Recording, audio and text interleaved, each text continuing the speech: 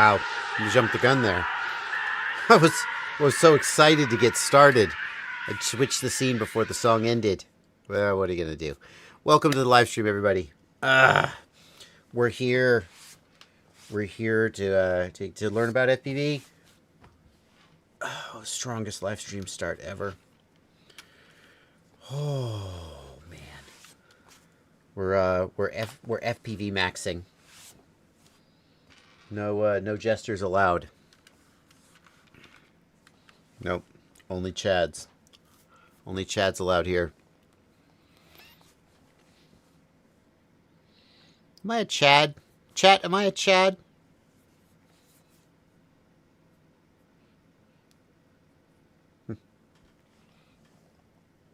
Anybody know what my ESV is?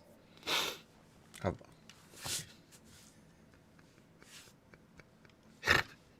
No one has any idea what I'm talking about. Oh, okay.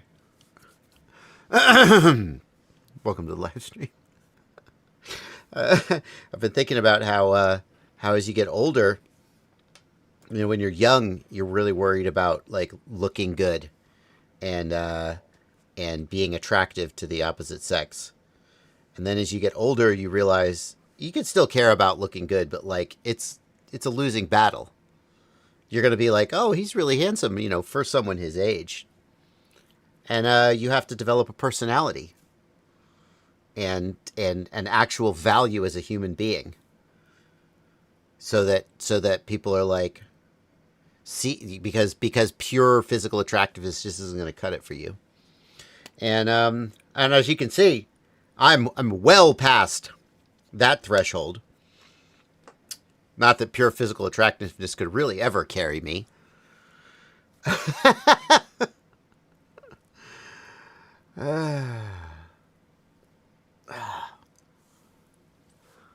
So here it is. Here's where I increase my my is it RSV? No, that's a virus.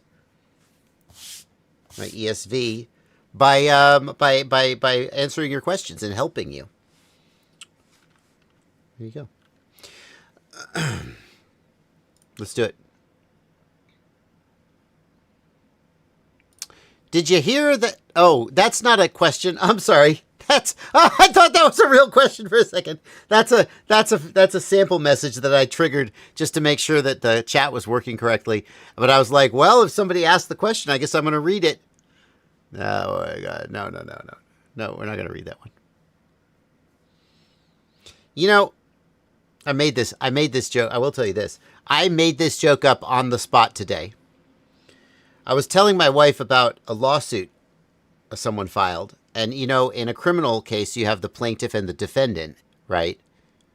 But in a civil case, you have a plaintiff, but is it still a defendant?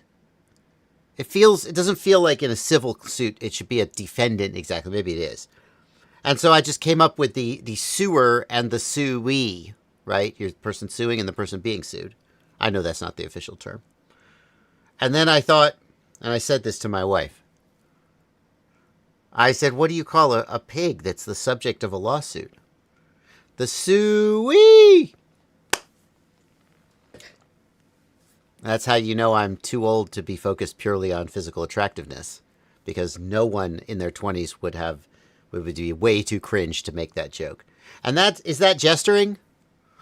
Because gesturing implies that you're being funny as a way of, it was a way of, you know, being appealing because you can't be physically attractive. But I don't think that joke makes me more appealing. I am the only one who is entertained by that. I'm dad joke maxing. Oh, so cringe. Okay. All right, let's get on with it. Does anyone have any 5-inch flight controller or ESC stack recommendations? SpeedyBF 405 hasn't been available, and the other ones on Bardwell's page are out of stock. I actually went back and I updated the 5-inch freestyle page just 2 days ago. Took out all the references to the DJI O3 air unit, for example, which is basically unavailable now. And I looked at the flight controllers. I took the Speedy Bee off, by the way, because the Speedy Bee isn't available. And I looked at the ones I recommended and saw that they were all out of stock. And I thought, well, what am I going to recommend instead? It's a weird freaking scene out there. Let's just go to, you know, a website and we'll do shop all electronics stacks. Okay. Let me zoom in here a little bit. Ooh. No. So we got the Newbie Drone Hummingbird. I mean, that's probably fine. Newbie Drone makes good hardware. $101 for a stack. Let's see here. That is that a stack? Oh my God, Hack RC. Okay, that's only only $70. Sheesh. That's an AIO. I don't want an AIO though. Why are they? I don't want AIOs. Stacks and AI. Can I have a separate category for stacks versus AIOs? And then why, when I go to motor bolt pattern, does it only show 16 millimeter? Why is 30 millimeter not an option? Why is what? This website is. This website. I don't know. Okay. Keep going. JHEMCU, $100. $100 for a JHEMCU stack. That used to be the budget version. $95. Hummingbird 305, $100. Darwin FPV. By the way, don't ever. This is not how a capacitor should be. What are you doing, Darwin FPV? $95 for a Darwin FPV. Axis Flying Eco. Eco my ass. $120. Secure H743. $200. You see where we're going here. Get FPV is going to be the same. Let's look at Pyrodrone. Get FPV and Race Day Quads are the same company. Now, electronics, stacks.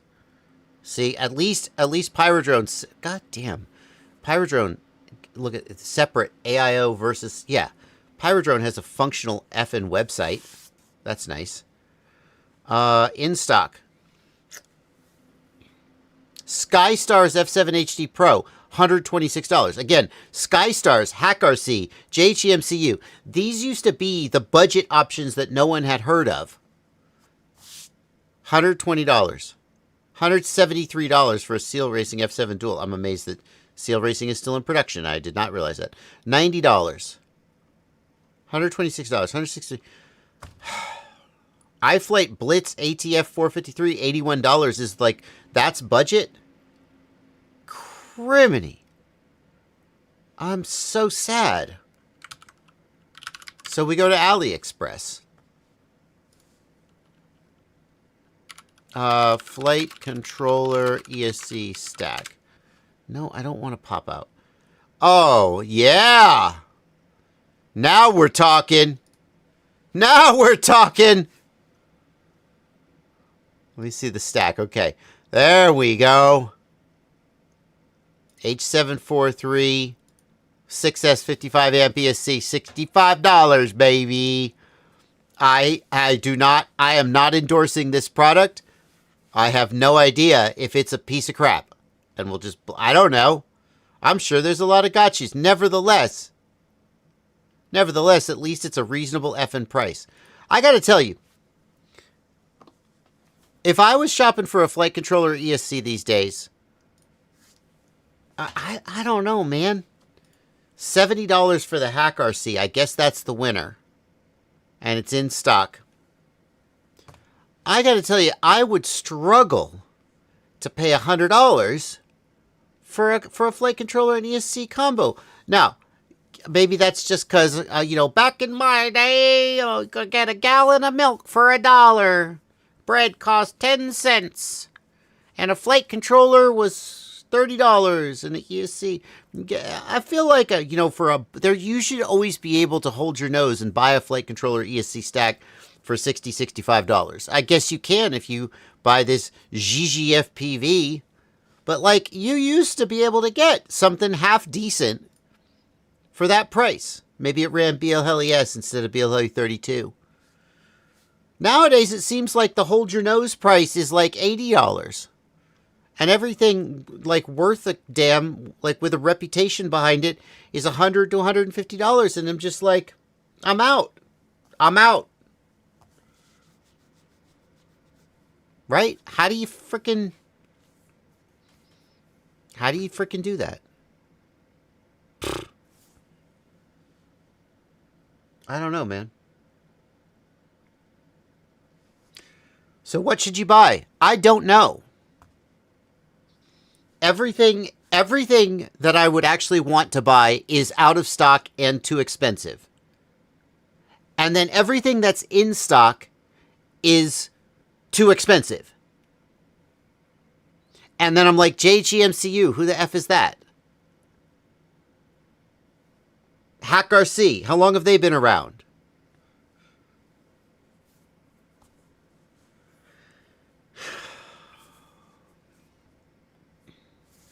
So just this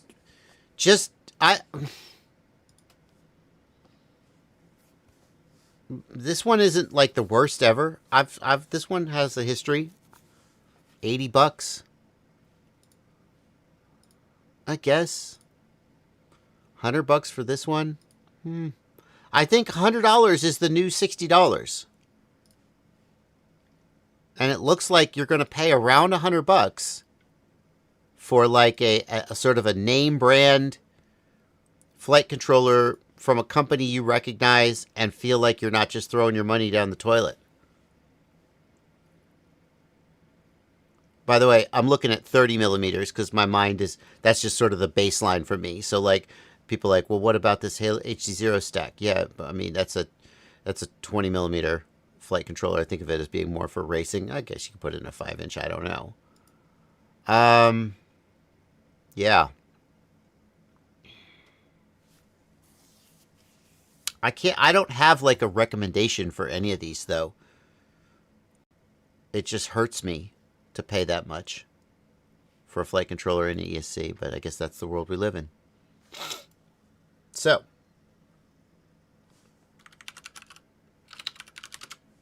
The chat asked AM32 or BLHeli32. Sure what that was in reference of, but you should not be buying BLHeli32 stacks unless you absolutely have to. Yeah, you're glitchy, Blunty. If just FYI, if you want to restart your audio device or something. Yeah, don't buy BLHeli32 ESCs unless you absolutely have to. They cannot be flashed. They can be configured, but they can't be flashed. And if they come with a firmware version on it that has a bug, it's not going to work. Also, you can't fix it. You can't flash it to fix it. Also, some manufacturers now are shipping BLHeli32 ESCs with like an internal test firmware on it. And that firmware, I believe, cannot be configured either. You literally can't change anything about it. Is that right, Blunty, or no? No, there's a prototype configurator. Madstack has Oh, a video. that's it. That's right. You can't use the normal configurator. You have to download this special configurator app, and it can be. Okay, so this is not the end of the world. But like, recommendation is stay away from BLHeli32 these days. It's a crazy time. So I don't have a recommendation. I went to update my website and was like, what am I going to put on here that people can actually buy? And I was like, I don't know. You just gotta like, let's see here. Which of these looks the least sketchy? Dake FPV, GG FPV, Dake FPV, Flywarp F, I don't know. I mean, all of these companies were sketchy Chinese companies at one point, so maybe some of these are actually good. I have no idea. But it's pay $100 to $150. Diatone Mamba. Hell yeah. Be in stock. Be in stock. Oh, that's the one. Diatone Mamba F405 Mark II V2. Yes.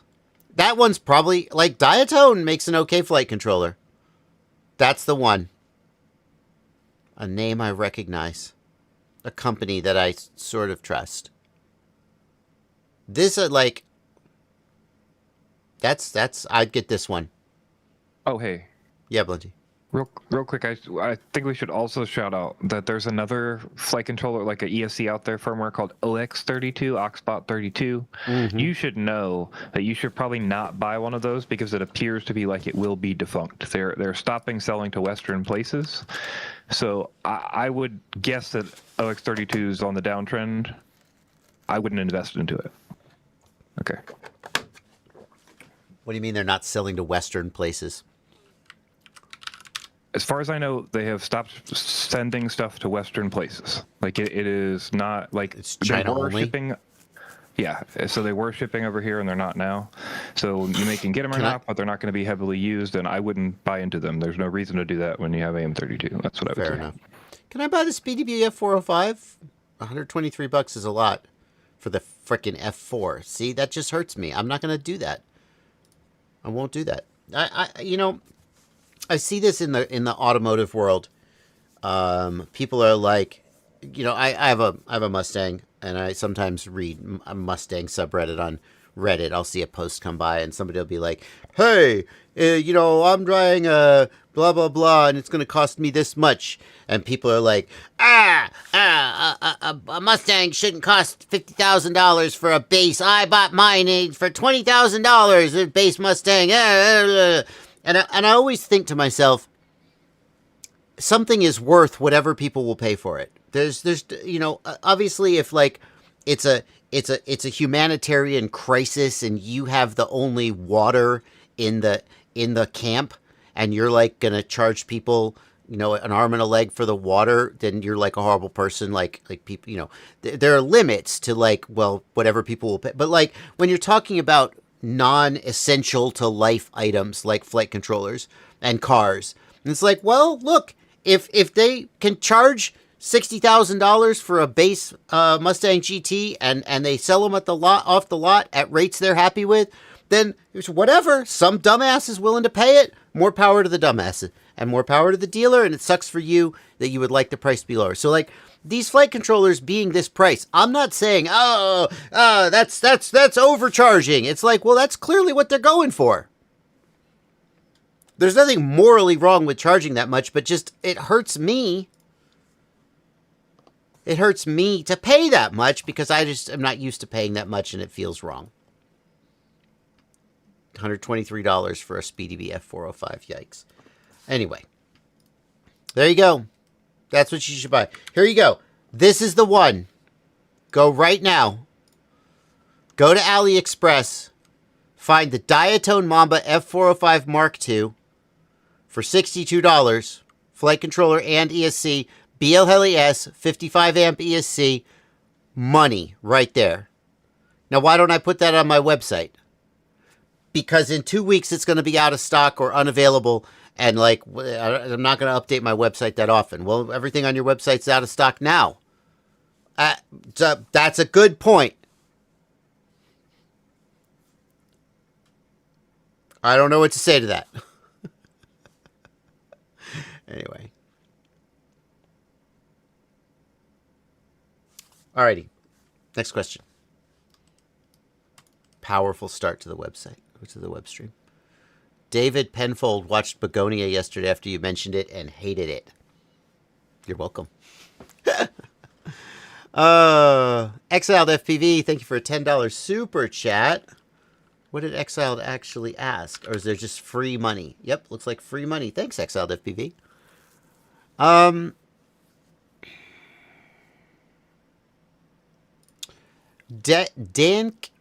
Dank AimX asks, I watched a video about tuning not too long ago with Chris Rosser and was wondering if you could go more into detail about motor noise to watch out for. I would appreciate. Motor noise like sounds that the motors make?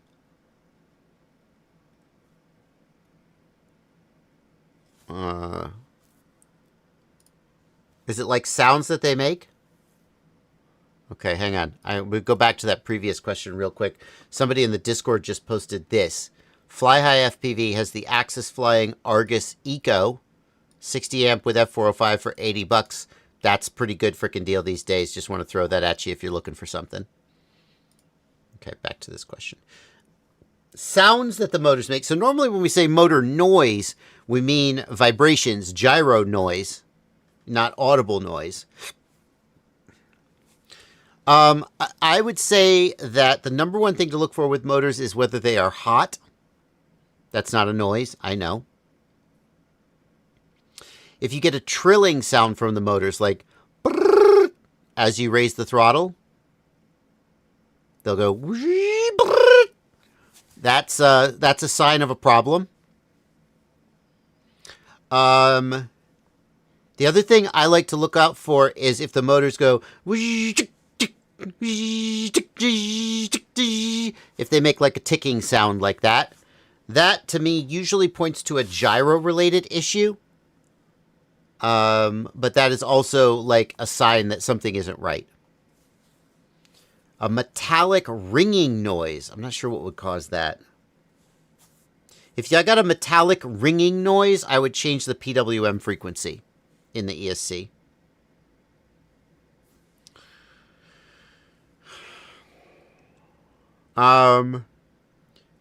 Yeah. So. Is the GEP-RC Vapor worth buying? Asks Puck79. Thanks for a 279 Super Chat, Puck. Yes, 100%. I think the GEP-RC Vapor is one of the best values in Bind and Fly 5 inches today. Strongly recommend the GEP-RC Vapor. Big fan of it.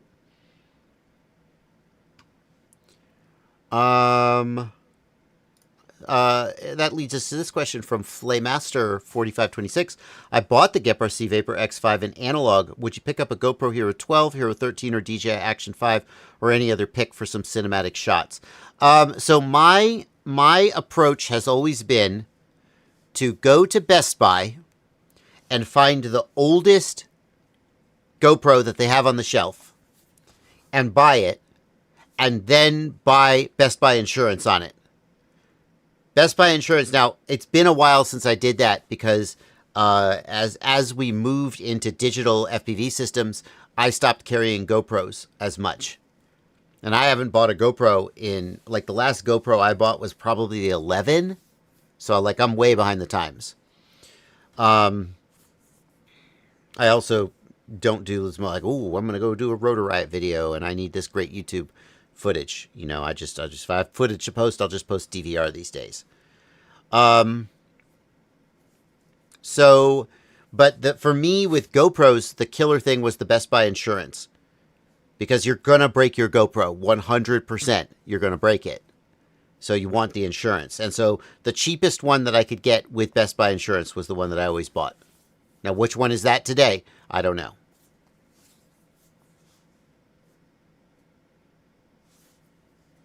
You have to go to Best Buy and find out. That assumes that you're in the United States, by the way, because Best Buy, that stuff doesn't exist outside the U.S.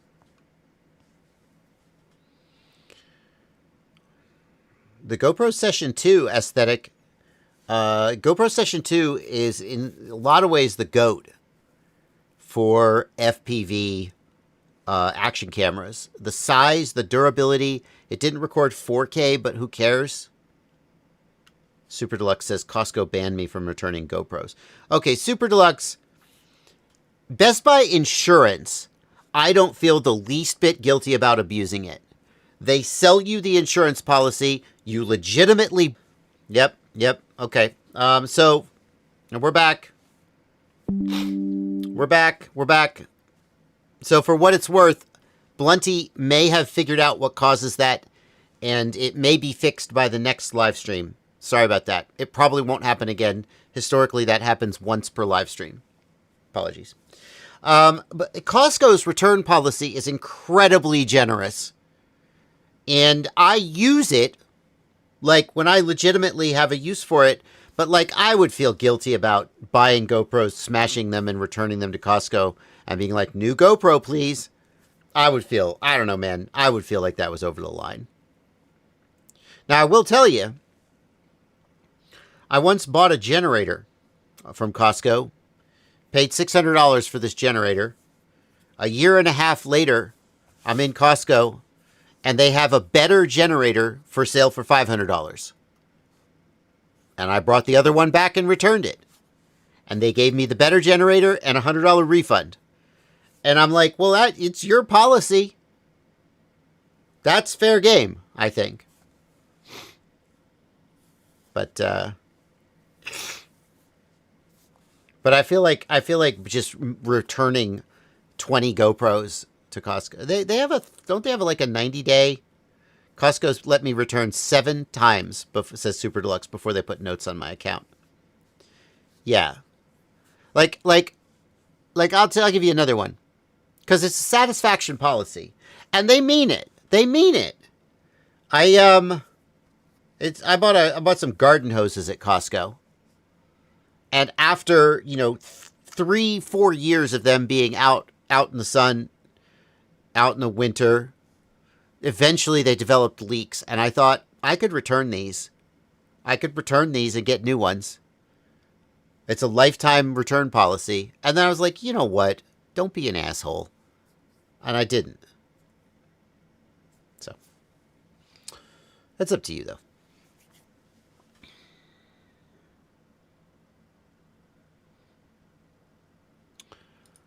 Scott Stevens wants to know, when I'm using a 1S or 2S flight controller, is there something necessary to set more than just using a different battery? Yeah, Scott Stevens, you're talking about, are there settings in Betaflight that are specific to whether you're using 1S or 2S voltage? No, not really. I don't think so. I mean, like, theoretically, you might want to change your PIDs between 1S and 2S. And you can do that with a PID profile, and you can have automatic PID profile switching. So, like, here, I'll show you.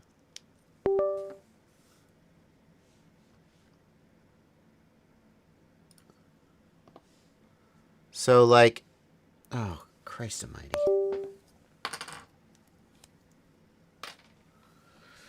You got to print out little labels for your flight controller. I don't know. I think I remember, and then I don't remember. There we go. So, here, yeah. Here in PID tuning, if you go down to the bottom, and it is, where is it? PID tuning. Yeah, cell count for auto profile switching. So what you would do is here in cell count for auto profile switching, you would set one profile to 1S and save. And then where's the PID profile? Where do I switch the PID profile? Where's the pull down? They've changed it. Sorry. Where's the... How do I switch PID profiles in the configurator? Where did that go? There used to be a pull down. What the F? Am I not seeing it, or did they get rid of it? Blunty, did they get rid of this in the new configurator? Where is it? Shut the F up. In the rate profile. There. Okay. Here we go. Oh, there it is. Was it always there? And I just missed it? I don't think it was there. Oh. Was this always there and I didn't see it? Or did it appear when I clicked on... Hold on. I could have overlooked it, I guess. I'm Alzheimer's maxing. Dementia maxing. There you go. Dementia maxing. Sounds better. PID tuning. No, it's been here the whole time. You scrolled down. Oh, okay. Oh, man. Okay. So, getting back to it. So we set PID profile 1 to 1S, and then we go to profile 2, right? And now we're looking at profile 2. Let me zoom in again. In profile 2, cell count for auto profile switching, we're going to set it to 2S. And save. And now let me just check. Profile 1 is set to 1S. Profile 2 set to 2S. Now I can set the PIDs up differently for 1S and 2S. And it can automatically switch between them depending on what battery I plug in. That's a thing you might want to do. But other than that, I don't think there's much. Somebody said their low voltage threshold is different between 1S and 2S. That doesn't make any sense to me. It's going to be like... I guess I guess I see it, actually, now that I think about it. Because on 1S, you run the batteries right down to 3.1 volts. But on 2S, you might want to stay closer to 3.2 or 3.3 to not over-discharge them. Because on 1S, you only have one cell, so you don't have to worry about balance. There's no way to set the... I'm gonna deal with this right now, actually. GitHub.com, GitHub, Betaflight. There's no way to set the low voltage threshold to be specific to your PID profile.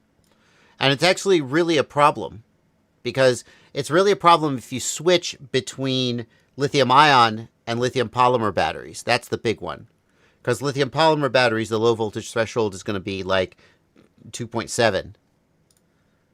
So let's see if we go to the Betaflight GitHub repo and we go to issues.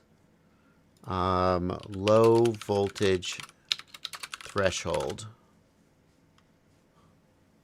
Battery profile future. There we go. See, this is the question. The right way to do this is like iNav does it, and to have battery profiles in addition to PID profile and rate profile. But a simple way to do it would be to just put the battery profile settings in the PID profile or in the rate profile. It kind of doesn't make sense to put them there, but that would be a way to do it. This is from 2021, and a PR was submitted and apparently was not... Okay. Click the PR. Click the PR. Where? Right. I mean, a link to PR at the bottom. Oh, okay. You're right. I opened a PR. The issue won't... Yeah, okay. Let's look at the and PR. The PR was merged. You got to chase down what happened. Merged? Okay. When was it merged? If you look on the top right, there's a version. Let's see here. Top right, where, Blinty? Little ways down. 2026.6. Oh! There you go. Oh my God, it's going to be in 2026.6! Yep. That's so exciting! I'm so glad we did this. I've been complaining about this for years. Go ahead, Blinty. I was just gonna say, if anybody in chat wants to know, like that's how you chase down a feature. Like if you go to a request, you want to look for the PR pulled from the request, which was linked a little above that also, but the user linked it in chat, and then you want to go find if it's merged, and if it's merged, you can see on the right, at least in Betaflight and most things, you can see the milestone and the project that it's merged into. So that's so exciting. Yeah. So again, just to reiterate, we go to issues. And the first thing you do is you search to see if someone else has opened an issue. Battery threshold. And I always delete state open, because if the issue's been closed, you still want to know about it. Oh, that's a great point, Blinty. Right? So then you kind of got to do some... Yeah, go ahead. Sorry, I'll say one more thing. You can actually just delete issue as well. And then you can search between PRs and issues and just find it, But if you find an issue first, then you can kind of chase it to a PR. Yeah, so then as we scroll down, add switchable battery profiles. Aha! And then we find this... and that's just the PR. That's the PR. So a pull request is someone attempting to add a feature or fix a bug in Betaflight. That's a short way to put what a pull... So if you see a pull request, that means that someone is trying to solve this problem. You read about, oh, that's exactly what I wanted. And then the status of the pull request will be... And we look here, 2026.6.0 and status done. And does this mean it's been merged? Yeah, at the top left is a little purple merge. Oh, here we go. Yeah. Once it's been merged, that means it's in. So this is coming in June. That's very exciting. Yeah. Great. Very exciting. That's exciting. That's been a real problem for a long time. That when you switch from a lithium ion to a lithium polymer, that Betaflight has no way to change the low voltage thresholds. This is so exciting. All right. Well, just to me. Okay. Let's see here. What do you think of running analog off the Goggles X? I want to get into analog, but I spent all my quads getting a Beta FPV Air 65 with the AKK VRX and Foxeer Omnis. Do you have Walksnail? If you already have Walksnail and you already have the Goggles X, you might as well do analog with it. And maybe it'll suck and you'll be out $150 that you spent on, analog gear. But, you could take that same module and put it in something else if it sucks. But you already have the hardware, so you might as well try it. I would not buy the Goggles X. I did buy the HD0. I bought two of them. The HD0 Goggles V2 I bought primarily as an analog goggle. When I go racing, my racing drones do have HD0 in them. But primarily I use them as an analog goggle. I think the HD0 Goggles V2 are the best analog goggle you can buy. I think it hurts Ryan and Carl over at HD0 every time I say that, because it's a compliment, but they would probably rather me say, I think HD0 is the best video system you could buy. And that's not what I'm saying. Nevertheless, they're great. They're great goggles. They're incredibly well designed. They're incredibly feature rich and easy to use. And they're just a joy to use. I would not buy the Walksnail goggles first and foremost, or even primarily as an analog. I don't think they're very good. Technically, yes, they do support the display of an analog feed, but they're missing a whole lot of quality of life features that make that actually, nice to use. So. But if you already have them, go for it. Here's a question from Pingua Burr for 10 reais. The 04 has a weaker RC signal than video signal? No, that is not the case. Sorry. Someone forgot to turn their notifications off on their phone. Let me fix that real quick. Okay. No. The way the 04 works is the RC controller connects to the goggles via Bluetooth. If you're using the DJI RC controller, the range of the RC link is exactly the same as the range of the video link, because the RC link and the video link are the same link. The RC controller just has a Bluetooth radio in it, and it connects to the goggles via Bluetooth. And that is exactly what you're saying. Goggles N2 and the DJI Controller 3, the controller connects through the goggles, the signal should be the same. It is the same. If you're getting micro fail-safes, it is not because of the RC wireless link. I don't know what it is. Maybe the Bluetooth connection maybe you have a lot of 2.4 gigahertz interference and the Bluetooth connection between the goggles and the controller is messed up. Or maybe something's wrong with the controller. I don't know. But you're absolutely right that they are the same link and they should have the exact same range. Hey, Ryan says, I'm an idiot. Well, thank you for $10, Ryan. I'll take your money and call you an idiot. Well, no, I'm just reading your message. I'm an idiot. I bought heavy 4-inch, 4.5-inch frame. They recommend a 2004 1800 kV motor for 6S, which are difficult to find with a 5mm shaft. Yep, this is the number one reason I think you should just get 5-inch instead of 4-inch. I was able to get it this light with a frame. Do we still hate T-mount? So I don't like 2004 motors for 4-inch props. Certainly not 4.5-inch.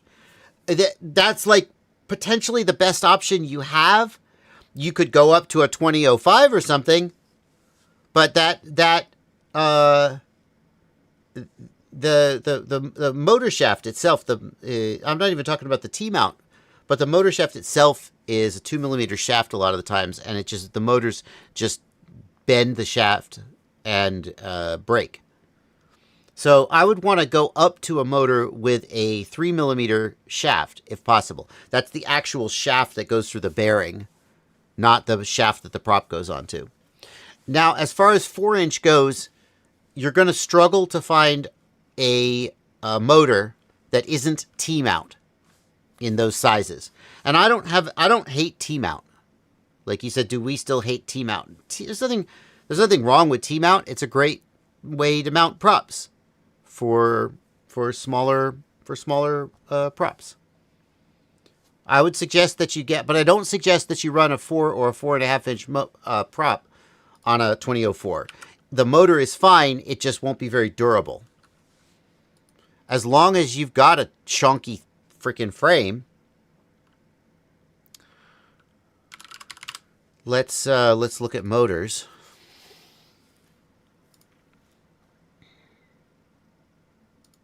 Down motors by size. 23. What am I looking for? Probably going to look at the kV range. We're probably going to want a kV range. I don't know. $15 for a 2207. That is badass. Let's see what we got here. 1804, no. Here we go. 2204.5. 2205. Oh, money. Money. Hey, bud. I think I found your motor. 2140 kV. That actually seems about right for 6S on 4-inch props. That seems about right. 2205, 2140 kV. Ideal for Cinewhoops with 3.5 inch props. What do you mean? I think you could do 4-inch props on this.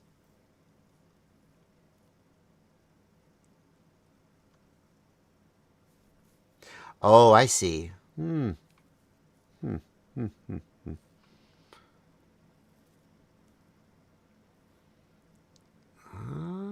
That seems right, though. Because a 5-inch prop is going to go between about 1700 kV and about 1900, maybe 2000 kV. So a 4-inch prop, 2100 kV, I think it would be around 2100 to maybe 2300 kV.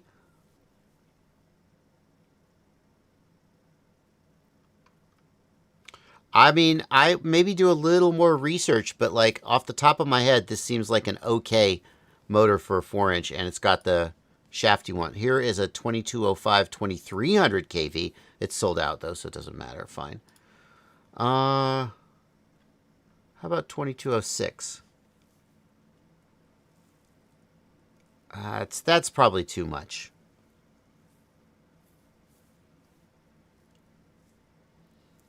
That's probably overkill. And the KV 2420K. Yeah, I don't think the KV's right. I don't know. I might be way off base, but I will at least give it a try. Holy crap. Got a $50 super chat right to the front of the line.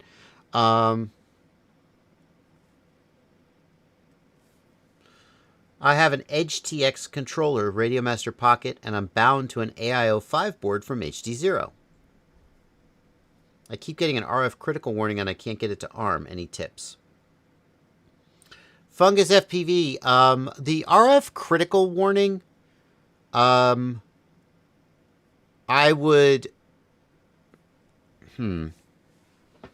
RF signal critical. So a lot of times, Edge TX will give you RF critical warnings when it just means that the RSSI DBM threshold is not set correctly, or the RSSI threshold is not set correctly.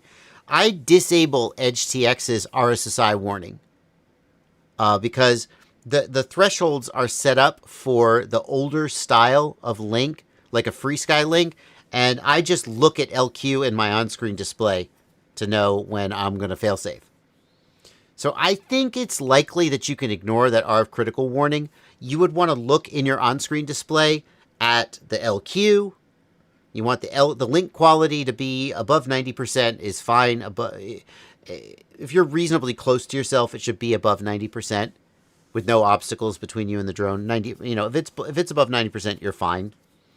And then RSSI DBM when the drone is sitting like on the ground, a couple feet from you, getting ready to take off, I would say an RSSI DBM of around -40 to -50 or higher is pretty normal. And I'm going to guess that you're fine and those warnings are just false warnings.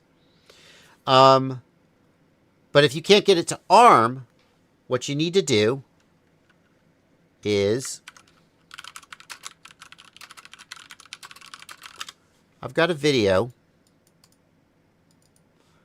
and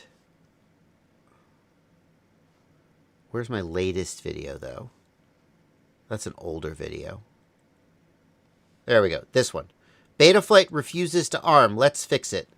This video is specifically about troubleshooting when Betaflight won't arm. Oh, interesting. I know that. I remember that. I remember that watch. I was wearing it on the white strap that day. Oh, yeah. And I'm going to suggest you go to this video, and it will take you through, in the beginning, it will take you through the steps for how Betaflight tells you why it won't arm. Betaflight has a way of saying, here's why I'm refusing to arm. And then it takes you through all the potential reasons why, and that's why this is an hour-long video. You're not going to watch the whole video. You're going to get the arming status code, and then you're going to go down into the video description and find the chapter marker for the arming status code that you are getting, and it's going to tell you what it means and how to fix it. All right.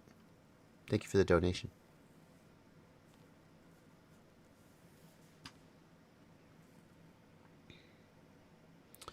A Ross959, thank you for a $10 super chat. Let's see. Did we? No question. Thank you for a donation. I like free money. Vicky Barati, thank you for $23.90. Myanmar? I think it's Myanmar. I'm thinking of trying out flying wings. The TBS Chapito caught my attention. What's a good strategy to transition in, safety, etc.? I've only flown quads.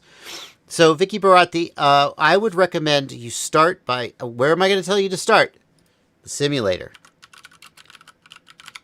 I recommend you start with the simulator, and my favorite wing, fixed wing simulator is Wings RC Flight Simulator.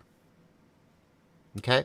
Now, this simulator focuses on FPV flying more than line of sight flying, although it can fly in line of sight mode. But this is the best FPV simulator, I think, out there. If you want to learn to fly line of sight, there are other simulators. Like, I can't really endorse any of them because, like, I don't really... But, like, one of them I'm familiar with is Real Flight. And then there's another one, which is Phoenix.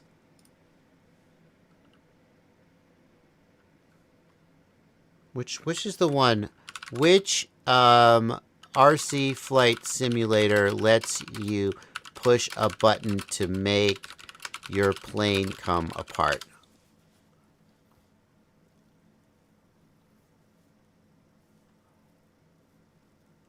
Come on.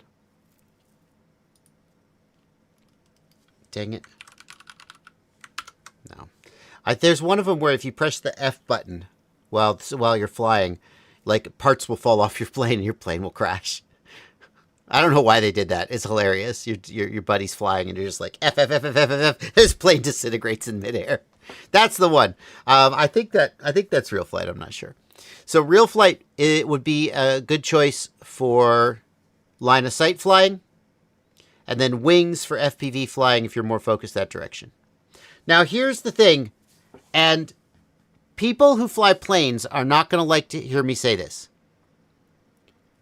Flying planes ain't that hard. If you fly drones, you're going to pick up flying planes very quickly. And I say this as someone who has taught a lot of people to fly. And although I am not known first and foremost for flying planes, I was in a situation once and someone said, hey, can you teach me to fly drones? And I was like, yeah, absolutely. And then halfway through that, they were like, can you teach me to fly planes? And I was like, not okay. I'll do my best. And I did. I started out flying planes. And, you know, so like I've taught people to fly planes and drones. And once you can fly, the first time you fly a drone, it's extremely difficult and disorienting. And then the first time you fly a plane, it's like, yeah, no, I get it. Planes only go forwards. Now, is there skill involved in flying a plane? Absolutely.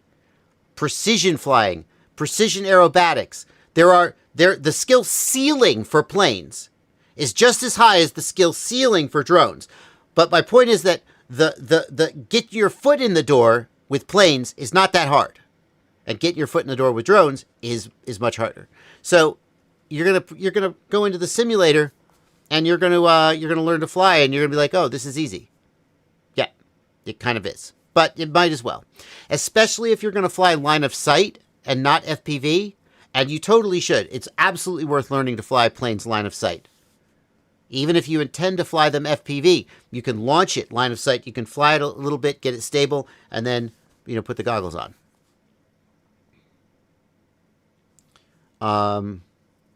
Yeah. Definitely practice line of sight in the simulator, because it can be really disorienting when the plane's coming straight at you, or if it's going sideways, or if it's getting really small in the sky and you can't quite tell which direction it's facing. That's good skills to learn. But if you're flying FPV, it's not that hard. You'll pick it up pretty quickly. As far you're going to want to learn to launch. You can't learn that in the sim. So find some videos about how to launch the Chipito specifically. You're going to see a lot of people doing the overhead launch. Woof. The overhead launch like this, where the propeller goes right past your face. Okay. I've done that. I'm more of a fan of the side, like the discus launch. Although your chances of accidentally whipping it and tanking it into the ground are higher with a discus launch. So, there's various ways to go about it with various levels of risk. I see a lot of people putting iNav on the Chipito and using auto launch. That automatically levels the wings and establishes a climb out angle. That works real good. And then sometimes people are like, I auto launched, and I had a situation once where I had a plane with iNav and auto launch, and for some reason, 1 out of every 10 launches, it would go and just pitch back and climb straight into the air and like try to roll over backwards. And then the next time it would be fine. And you're like, I know what you're saying. You're like, well, Bardwell, your control surface was loose. No. Me and 2 other people could not figure this out. Is it the PIDs? If you launched it in manual mode, it was fine every time. You launched it in angle mode, fine every time. You launch it in auto launch mode, and it would occasionally just like try to climb to the moon. We couldn't figure it out.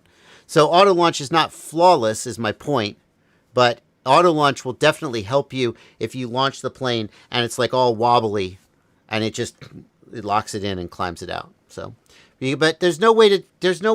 Honestly, I don't think the Chipito should be your first plane. Honestly, if you want my honest opinion. The Chipito is not a trainer. It's not the highest high performance wing, but it's not a trainer. I'll tell you what your first plane should be, in my humble opinion. So the plane that I've taught people to fly on, not the hobby wing, is the He-Wing T2 Cruiser. And you might be thinking that a 1.2 meter, why don't I start with a smaller plane like the T1?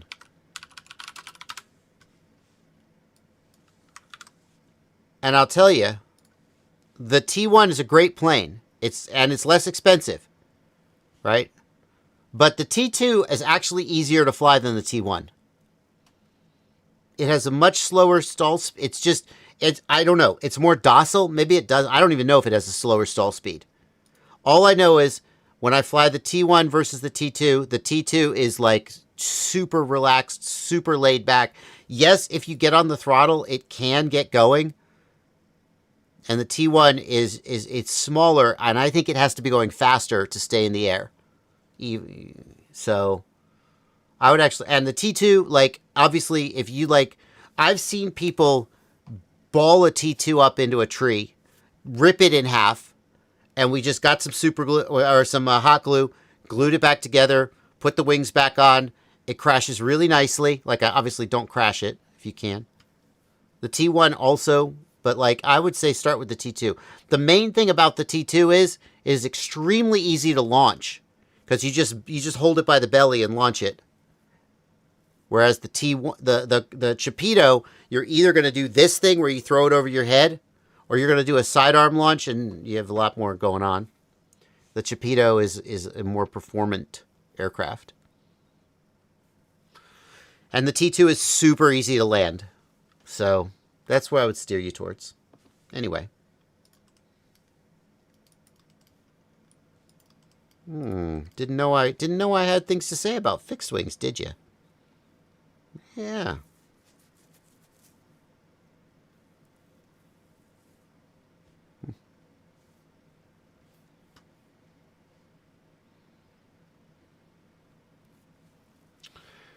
In AM32, there's a setting set by PWM. What does that mean? That means that the PWM frequency will go up and down as the motor RPM goes up and down. So the PWM frequency is the frequency of the pulse width modulated signal that the ESC uses to drive the motors. And if that frequency interacts in a bad way with the motor RPM, you can get gyro problems, you can get jello in the camera, and other such things. So the idea is that the PWM frequency will go up and down so as to stay away from the motor RPM so you don't get that problem.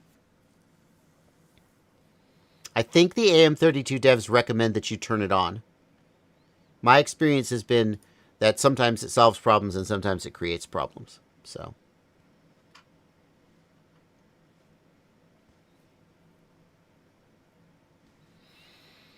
Mystic FPV. I'm taking your question because I can see in my dashboard that your question came from the Discord, and that means you're a patron, and I just feel really appreciative about that. Josh, I have both a 2.5-inch frame and a 3-inch frame. I want to make one a 3S and one a 4S. I have two sets of 1404 motors, one at 4,000 kV and the other at 4,600 kV. Which frame or motor combo would you suggest for the 3S and which for the 4S? This will be primarily for flying around my house. Oof. Okay. I'm going to check other people's 2.5-inch builds. Flywoo 2.5-inch. I don't know if Flywoo has a 2.5. They have a 2-inch for sure. Drones. Micro drone. They only have 2-inch, not 2.5-inch. What's a 2.5-inch? Does Darwin FPV have a 2.5-inch? Yes, okay. And what I'm trying to do is I'm just trying to remind myself what the approximate KV range people are using for 2.5-inch props. Because I like 5-inch props I know off the top of my head, right? But when you get down into the smaller sizes, there's a lot of variation and a lot of, so like I just want to like get myself in the ballpark. So let's see, Darwin FPV with a 3S battery, 2.5-inch prop, motors. Tell me what motors. 1103 motor. What's your motor? 1404. Okay, well, that's a problem already, but okay. 8,000 kV. Okay, so Darwin FPV with a 2.5-inch prop We've got 8,000 kV times, let's just do 4.2 volts times 3. We're targeting a maximum voltage, a maximum RPM. Is that right? 100,000 RPM? That doesn't seem right. What did I do wrong? 3S voltage. No. That's right. Check my math again. 3S times 4.2 volts times 8,000 kV. 100,000 RPM. Fine. So they're targeting 100,000 RPM roughly as their target for a 2.5-inch prop. You have a 4,000 kV and a 4,600 kV motor. I'm going to take 100,000, divide by 4,000 kV, and I get 25 volts. That would be a 6S battery. Oops. Nope, you don't have a 6S battery. 100,000 divided by 4,600. 21 volts. That's a 5S battery. So already we can see that your motors are too low of a kV to work with a 2.5-inch prop. What RPM are you going to get?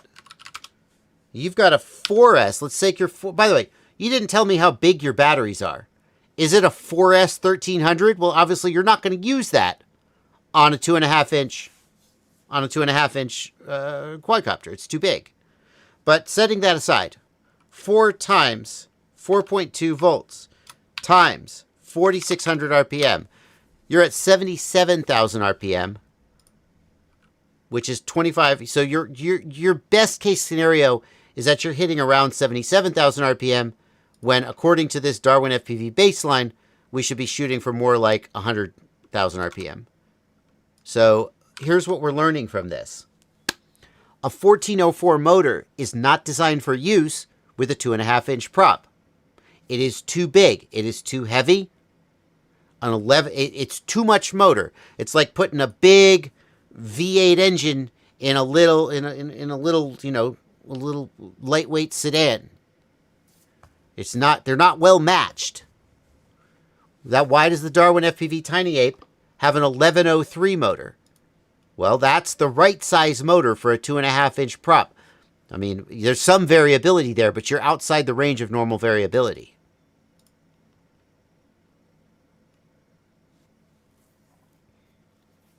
So I don't think you should use a 1404 motor on a 2.5-inch prop. And we could do that all again for the 3-inch. I think you're more in the ballpark. 1404 is more in the ballpark for a 3-inch prop. I believe that those motors are ideal for a 3-inch prop. I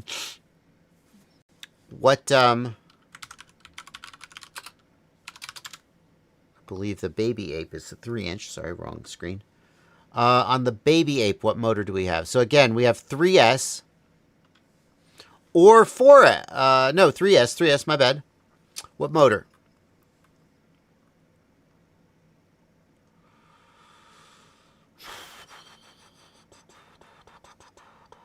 What motor? 1104, 5,000 kV. Aha! So again, that 1404 is still overkill, but you're in roughly the right kV range for a 3-inch prop. Your 4,600 kV on 3S is going to be just about right for a 3-inch prop. So, there you go.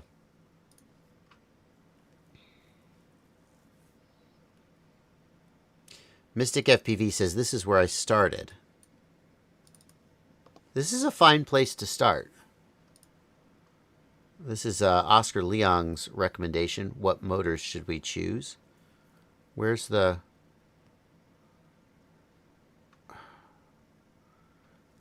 So 2.5-inch tri-blade.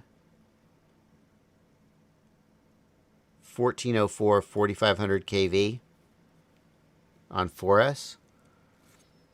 I mean, somebody thinks that's a workable combination.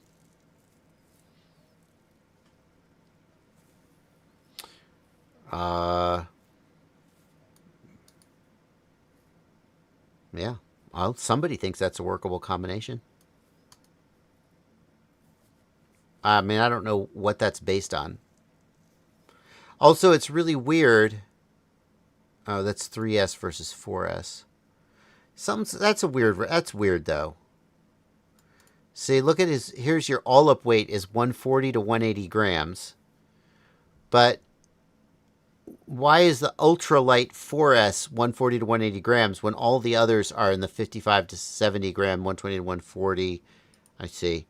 I see. So this is for 140 to 180. Is that the yeah?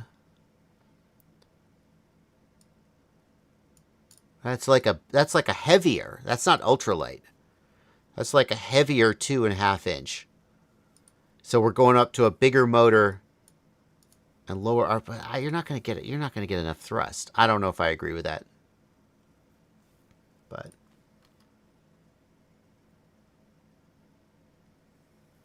I feel like that KV is not. I feel like that's like an outlier.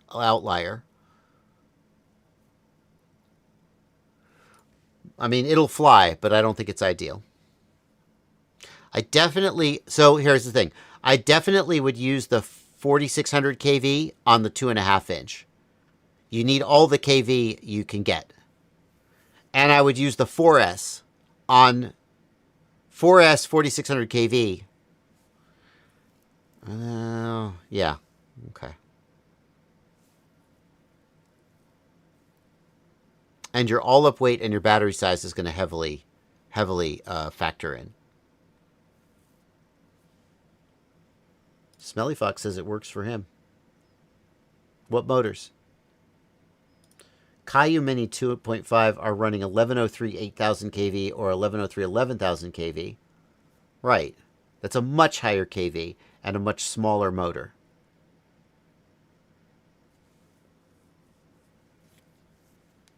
All right. Moving on.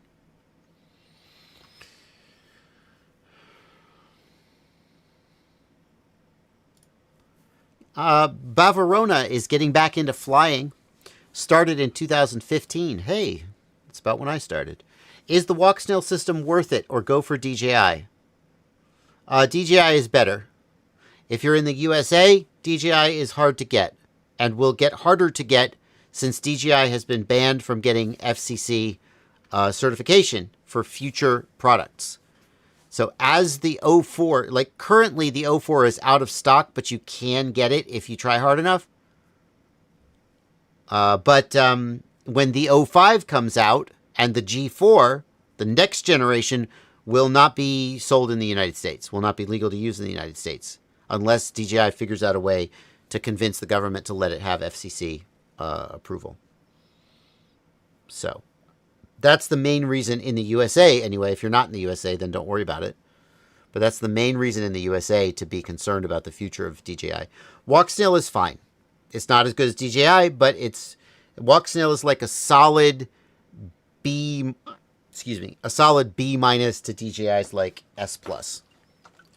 Yeah, and I just want to say, we get a lot of these questions. This is a common thing. Don't forget, the scale has moved up. When these released, right, like Walksnail was an A, DJI was an S, right? And these have moved down over the years as better things have come out. So, just consider that idea that, if you pretend it's 4 years ago, it's amazing and the video is great and you're going to have a wonderful time. Yeah. Oh, the same with DJI V1. I think people hear the stuff and they're like, yeah. They hear the stuff and they're like, oh, I want the best thing, or, oh, it's not going to be that good. But it's really good.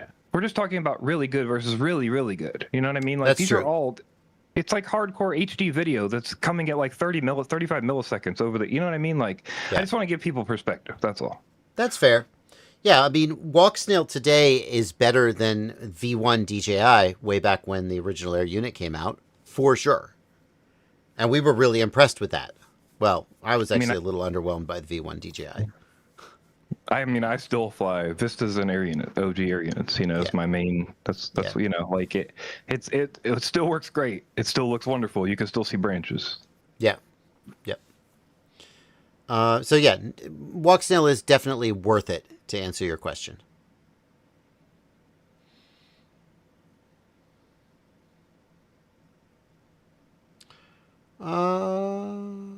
Let's see here.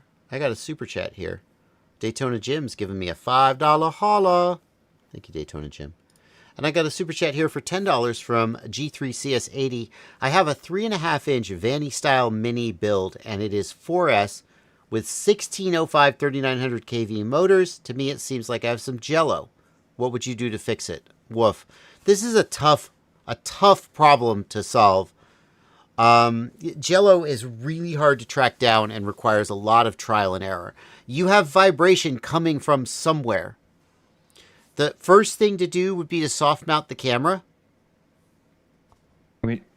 Yeah, go ahead, Blunty. One thing real quick. Typically, like, you want to think about where you're seeing the jello. Like, are you getting the jello in the feed when you're flying? Or are you getting the jello only afterwards in the stabilization? Oh, that's a great point. Yeah.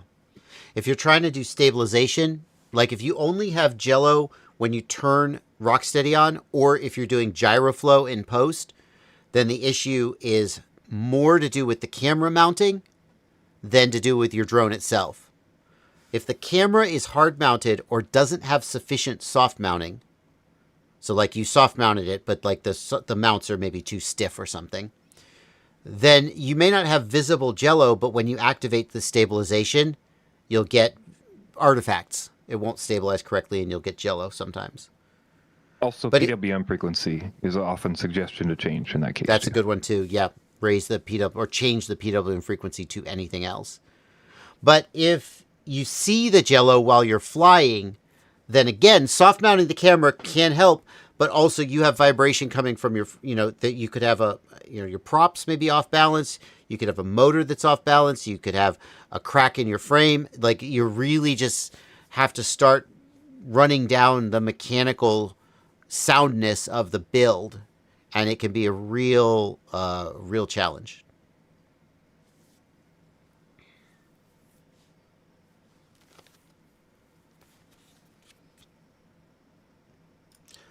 Sergio Mendoza has a new 6S battery with cells that read 389191, 378, 371, 378, 270. Should I toss it? So if this is a brand new battery that you got from the factory like that, don't toss it. Go back to whoever you bought it from and say you sold me a bum battery. But if it's not a brand new battery and returning it's not an option, then yes, absolutely, you should dispose of it. Anytime a battery cell is resting below 3.0, I am probably going to discard it. If I just finished flying and I discharged the battery, like I limped it in and the battery went 31, 33, 32, 31, 29, 28, 27, and I landed. And I grabbed that quadcopter and I yanked the battery and it's at 2.7 volts. One of the cells is at 2.7. And I get it right on the charger. And I start it charging.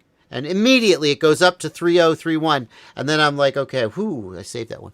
Like, the battery took a little bit of damage, but like, it's probably okay at that point. But if you just picked up the battery and it's just resting, it's just sitting there at 2.7 volts, or God forbid, 1.9 volts.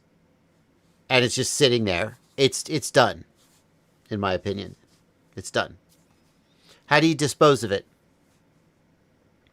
The safest way to dispose of a battery is to get a bucket of water, get like just a cup of salt, like, just like a big handful of salt, whatever, like literally table salt. Make some salt water. If you live near the ocean, just go get you some salt water from the ocean. You put the battery in the bucket, and it discharges slowly through the salt water until eventually it's discharged. Hey, can we have a quick discussion about this? Sure. I'm curious. I've had this problem a couple times, and I want to know what you think about it. I've had the experience that if I try to do this without exposing some part of the ground or something, the battery corrodes before it can drain to zero. I've heard of this, that it definitely corrodes, and the corrosion slows down the discharge. But like, I've left a battery in a bucket of salt water overnight. We did this for a Rotor Riot video. We were testing different ways of just getting rid of batteries. And at the end, I measured the voltage and it was at 0 volts. But what I'm suggesting is measuring the voltage doesn't work because all the contacts are corroded. Well, there's nothing to touch. You would have to scrape the contacts. I think that test. let's check. Okay. I'm just saying I've done this in a bucket and then So scraped the contact and seen some residual voltage. I mean, I think that there's some variability here. Nope. 4 months ago, I have to find. Here we go. This is it. This is the video, I believe. Yep. It's about to go. Get ready with the fire extinguisher. Oh! Back when Rotor Riot was cool, when I was on it. No, just... back before Rotor Riot had chapter breaks. We're going to the grocery store to get some salt. Oh, look! The theory is that salt water is conductive. If you put the battery in a bucket of salt water, the ions in the water will let the electricity slowly flow. Quality content. From look at this B-roll. Look at this B-roll. The battery over time. Why did no one actually properly expose this B-roll? Because this is my shitty camera before I had a Sony. And no one color graded this. It's 84 cents. I think we can afford it. Yeah. How much salt should we put in the water? Well, you told me 30 grams to every liter. That's what Oscar Leong says. We don't really know. So let's just pour a whole bunch. That's like $1 worth of salt, so we're just going to pour a whole bunch in. We're just going to submerge this in here. See why you... I'm going to put it in there. That's it. Is it bubbling? It is bubbling. If electrolysis... So, actually, this is happening, then we could be making hydrogen. When you push a DC current through water, it breaks the H2O into HNO. Something's going on because when both leads. Yeah, look, it's kind of fizzing. I thought at first it was just air. Okay, so it's worth saying that if you do this, you are making hydrogen, which is flammable, and chlorine gas, which is extremely poisonous. You're making it in small amounts, but if you were to do this in like an enclosed area, like a closet or a bathroom, you could concentrate the hydrogen and chlorine to a level that became dangerous. So don't do that. If you do this, do it outdoors. Air, but no, it's coming from the bound. All right, so as much as I'm enjoying watching this content, the question is, what happened the next day? The question about this discharge method. People have said that when it corrodes, then it doesn't conduct electricity as well, and it doesn't fully discharge. So let's see. But it did discharge it. We're not getting anywhere near 16. No, we're reading 8 volts. So it is. It's pretty doing dead. it. I can't believe how fast it worked. Yeah, it didn't take that long. Okay, so there you go, Blunty. After an overnight discharge, it was at 8 volts. And that was like I don't know if it was probably a 6S. It was at 8 volts, so it wasn't completely dead. And then the other question would be, if we had kept it going, would it have slowly discharged the rest of the way? But again, I don't know if I can't remember if we cut it off or if we scraped away the corrosion. So let's see. Like, I can't. Then it doesn't conduct electricity as well, and it doesn't fully discharge. So let's see. Okay, so hang on, frame by frame. What are we doing? Are we using just the XT? We are just using the XT60. So, I don't know. We got 8 volts off of it. There you go. Yeah. I don't know. What are your thoughts about that, Blunty? When I started, the last batch of batteries that I killed, I just stripped all the grounds and then I dropped them in with the ground stripped. And you in my stripped the grounds. What does that mean? Like, I cut the XT60 off. Don't put your scissors across both, just across one at a time. But you cut the XT60 off, and then you strip the ground. And then because your ground has all the wire. And then because that ground wire has all the surface exposed, it can't corrode all the surface before. Yeah, that's my theory behind the salt bucket. Well, that makes sense. But, go ahead. The other thing I would say is, the chat wants to remind us, there are also chargers with a discharge feature and LiPo killers to do the same thing. We're just giving the, you know what? Another way to do it. Oh, where is it? Oh, yeah, buddy. Remember this? So this is a wire wound resistor. This is my battery killer. If you do this, you have to do the math on how many watts it's going to dissipate and how many amps are going to flow. Because if you get too small of a resistor, you'll overheat the resistor and you'll burn it up. But you plug one of these suckers in and it is dead in not too long. So that's another way to do it. You could use an incandescent bulb. An incandescent bulb will do it. There's various ways of doing it. But the salt water is, I think the salt water, if I don't think it will corrode so much that no current will flow whatsoever. And if you're concerned about that, then do what Blunty said. Cut the ground wire, strip the insulation off the ground wire so that it can't corrode. So, anyway. Crom says, I did the salt water once. Where's Crom's comment? Hold on. Where did it go?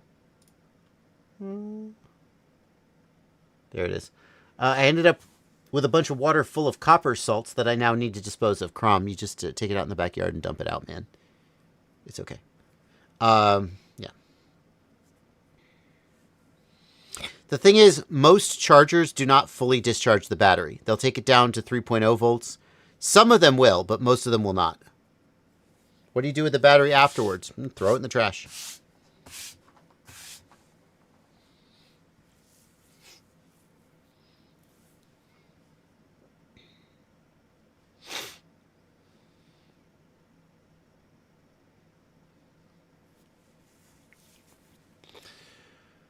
Alrighty. Good excuse to go watch an old Rotor Riot video from back when I was making Rotor Riot content.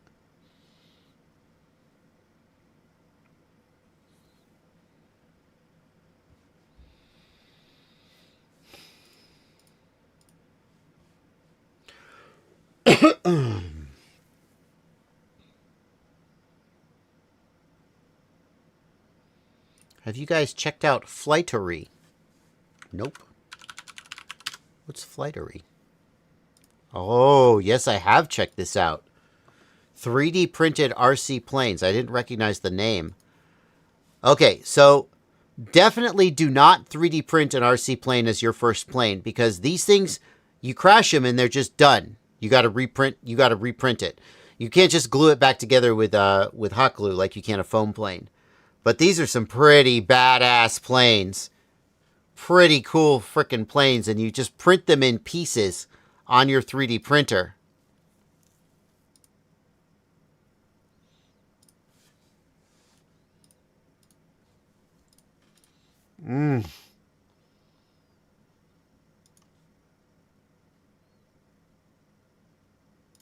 Yeah. And I think you do glue them together, but once they break, they're freaking done. Stallion VTOL. Lark. Look at this thing. All up weight, 3 kilos all up weight. Ooh. Oh, that's much smaller than I thought it was going to be for 3 kilos. Look at that. Talon 1400. Yeah, these are really cool. Moose. I think these are printed in lightweight PLA, right? I believe that they are. Yeah, it's a special PLA for printing airplanes. It's made to be lighter, and I don't know if it's like air infused or something. Like, how do they do it? I don't even know. 4,500 kilos for this one. I believe it chemically puffs, like as it prints, like the heat causes it to like puff the air. That's badass. That's badass. Yeah. I'd love to see some real ones. I want to find photos of real ones. Also, like 5 people in the chat have said they've done this, and it's a real pain in the ass. Like printing the lightweight PLA, you have to print really slow, and it's really finicky. Okay. Good to know.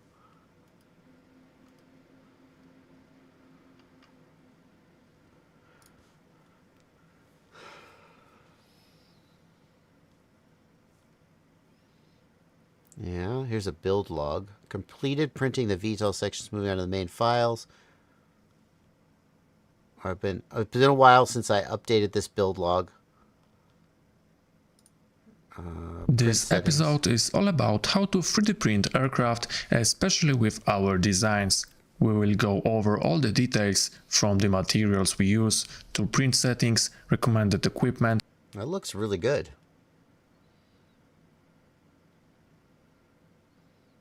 I want to just... Okay, I just want to see. Show me Show me the parts. Are either invisible or barely noticeable. The material stands well, and after assembling the fuselage, the surface can also be lightly smoothed out. Well, it looks In good. some sections, optional reinforcement can be applied. In the file pack for each aircraft, we include step files of certain important components, and we also provide some files with modifiers. You can import either the basic STL files or the full step files directly into your slicer. In this case, we have two solids. Right-click on them and Oh man, look at that. They squeezed that thing in. That thing is squeezed in, buddy. select Split to Parts, then go to the Objects tab in the left menu. We can now see that the slicer and set them as. Yeah, so if you decide to do this, you're going to print a lot of parts. You're going to print a lot of parts. Don't think you're saving money compared to injection molding or foam. Like, maybe you will, but like you're gonna go through a lot of filament. Does it say how much filament? Does it say the list? I want to see like how many grams of filament is it? I don't know if it says battery compartment, payload compartment, electronics compartment. Just a shout out, Skydozer in the chat says they also make lightweight ASA that doesn't warp in the sun. Yeah, because PLA warps. Yeah, good point. Yes. Is that hard to print? Let me see if I can flighterteam. Oh my god. I want to see how many grams of filament. Chat says yes, it is a bitch to print. 390 grams of ASA for the whole Muse fuselage. That's not that bad. Like, I don't know how expensive ASA is, but like the most expensive filament I print is carbon fiber nylon, and it's like $100 for a kilo. Is it $100 for a kilo or half a kilo? Let me just look at ASA. Why not just look up the actual answer instead of speculating? It always pisses me off when people do that. So ASA, do we have lightweight? Lightweight ASA? Shut up. 600. Oh, that's not bad at all. $40 for 650 grams. Yeah. So that's also, pretty good. sorry, chat says lightweight ASA prints at 50% flow rate, so you can print more than you think. Interesting. Yeah, so 390 grams in ASA. So like, even with some misprints, you're under $40 for the whole fuselage. That's actually pretty good. I take it back. I didn't realize it was that cost effective. And yeah, how about that? Oh, I see. Parts can be icy. You print at 40% flow rate, and it expands. Oh, but you still went through 390 grams. It's just the volumetric expansion. You're still, the weight is the same. Interesting. Yeah. My only thing about this, I've actually I've vaguely thought about building one of these planes once. The only thing that gives me pause is, you remember back before foam planes? Like foam planes, you crash, you just get some hot glue, you glue it back together, or worst comes to worst, you explode it, and you just get another one. They're not that expensive. Remember back when we had balsa wood planes? I don't. I actually did. When I was 15, my uncle gave me a balsa wood plane. It was my first RC aircraft, and I had a great time with it. And then I broke the antenna, and I didn't realize that you can't just solder the antenna back together and have it be good as new. So I got out my soldering iron, I soldered the antenna back together. Later I fail-safed the plane. It went down in the woods, and I never saw it again. But remember balsa wood planes, how if you crashed them, it was a catastrophe?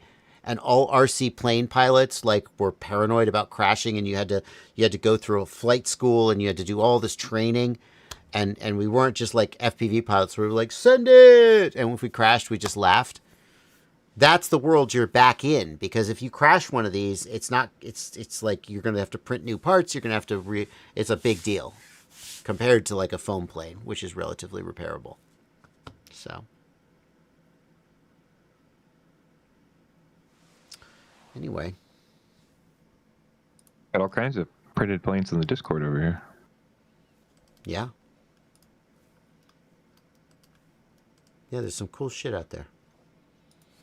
Oh, here's a Moose. They're very cool planes, though. They're so cool looking. Like, just don't crash them and you'll be fine, I guess. So cool. Like, they look like real airplanes. You know what I mean?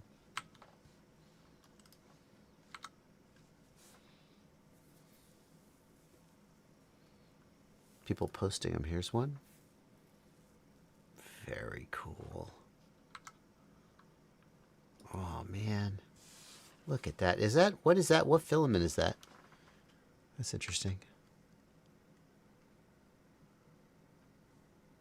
ASA Aero. Yeah.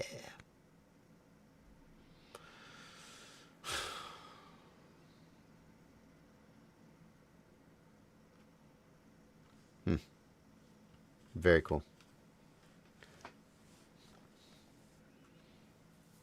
June Loco wants me to demonstrate how to install the Crossfire LUA. All right. Honestly, I'm going to do it right now. First of all, you don't have to, because the Express LRS LUA script is cross-compatible with the Crossfire LUA script. So you can just run the Express LRS LUA script that's already on the radio, and it'll work with your Crossfire module. But it's the same. I don't get it. Like, am I going to find out there's a catch here that I don't know about? Because I think it should be the same, right? How do you... If we plug in here...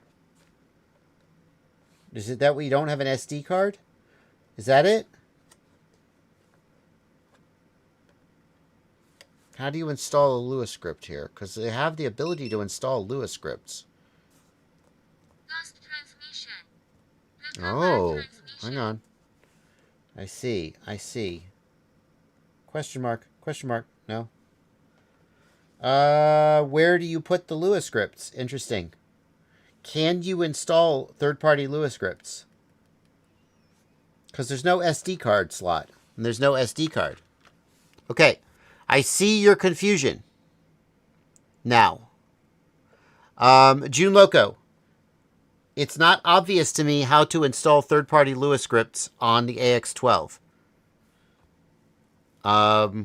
But just run the Express LRS Lua script and it will work. There you go. So go to the Lua screen. Go to the Lua screen here. And run the Express LRS Lua script that Radio Master gave you. And it will work with the Crossfire module. They're cross-compatible. So there you go. Yeah.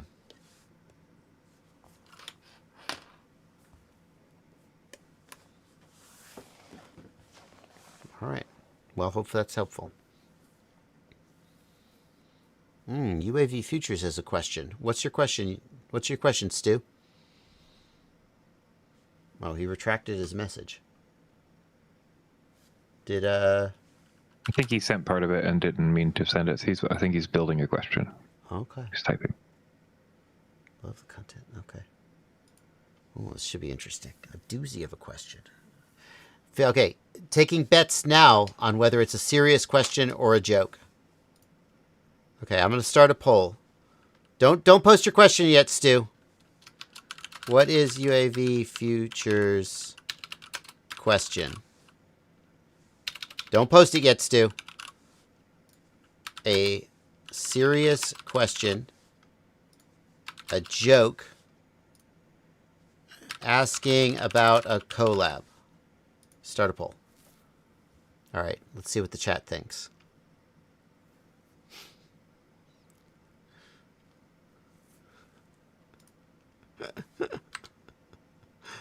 All right, let's see what the chat says, and then Stu can post his question, and we'll see which way it comes out.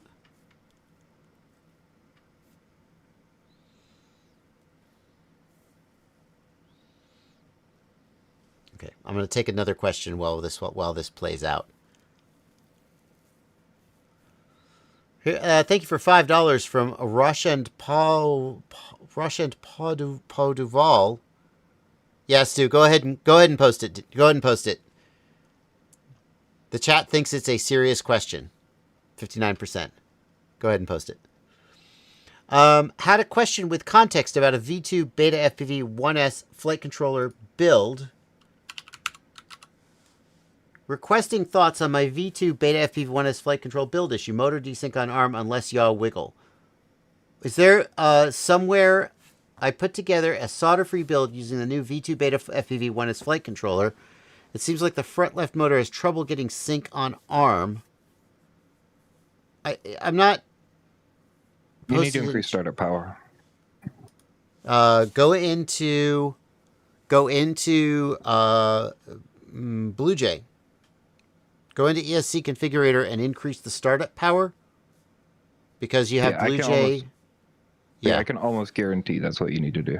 Okay. Yeah. Can we find a BlueJ startup power bug? Oh, here we go. I flashed BlueJ and now my motors are stuttering. Louis Legaretta says, after flashing the ESCs on my SpeedyBF 405, the motors no longer spin when using Betaflight. Yeah, okay, so do we actually give the fix? Yes.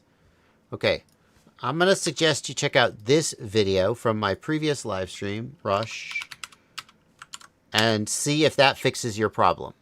Okay? And in the meantime, we're going to go back to Stu's question. Stu says, I can't get my PC to recognize my flight controller in Betaflight. But I can see the flight controller with SpeedyB Android app. I also checked a different drone that can be seen on both the Android. So the Android app, I assume you're plugging in USB, right? Stu?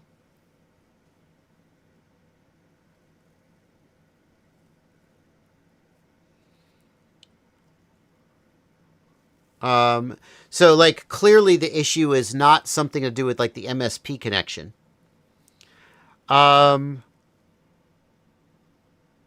Is it that this flight controller uses an AT32 chip and you don't have AT32 drivers on your computer, but somehow the Android app, the SpeedyB app, has AT32 support baked in?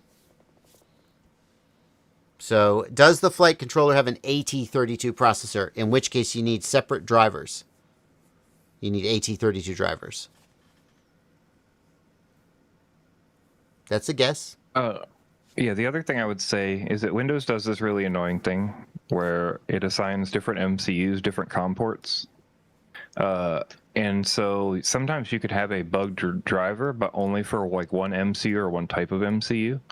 So like the ultimate way to solve this, dude, since you kind of know what you're doing, to me, is you go and if you can't figure out by AT32, you go into Zodig, and then you pull it up in Zodig and look what driver is installed under the port when you pull it up, because it should be showing up as a device on your computer and it just not be like, you know, recognizable. If it's not showing up at all, then something very weird is happening, because the Android can see it over USB, so Windows should at least be able to detect it as some device. And then in device manager, it'll be showing up as something. You'll pull up that device in Zodig and see what USB driver is being used, and then replace the driver with the WinUSB.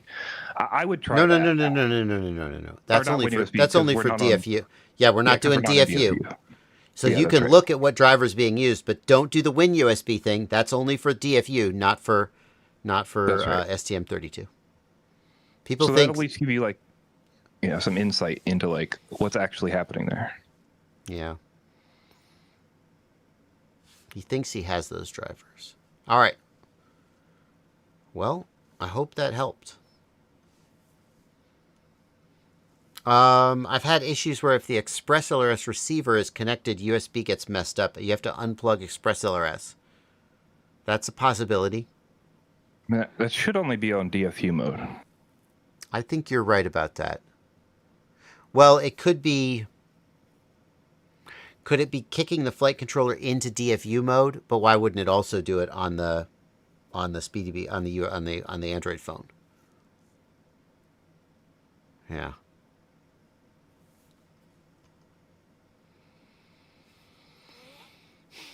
When or how often should I balance charge? Asks Sergio Mendoza. Every time you charge, you should balance charge. Every single time. He says it's an H743 MC. Okay, so that's not it.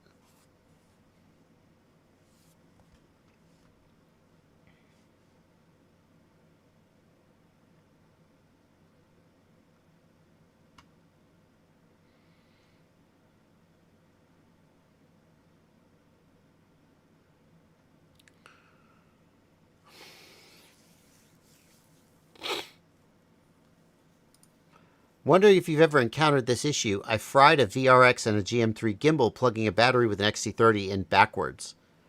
Yeah, I'm paranoid about that. Like XT30, even XT60, if you try hard enough, you can plug it in backwards. You have to be really careful about that. Yeah, Blunty, go ahead. Chat points out C to C cable could be the issue. Oh, that's good.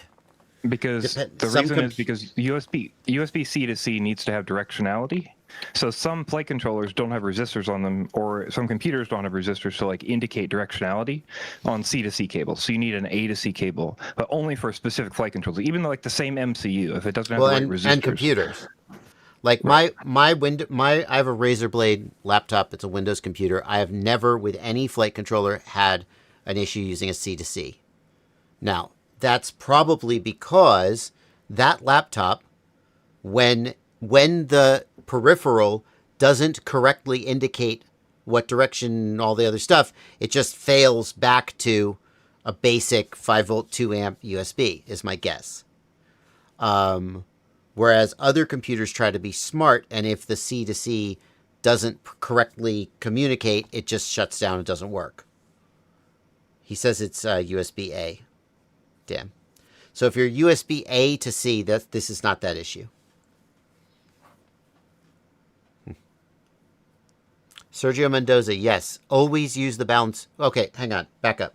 Sergio Mendoza.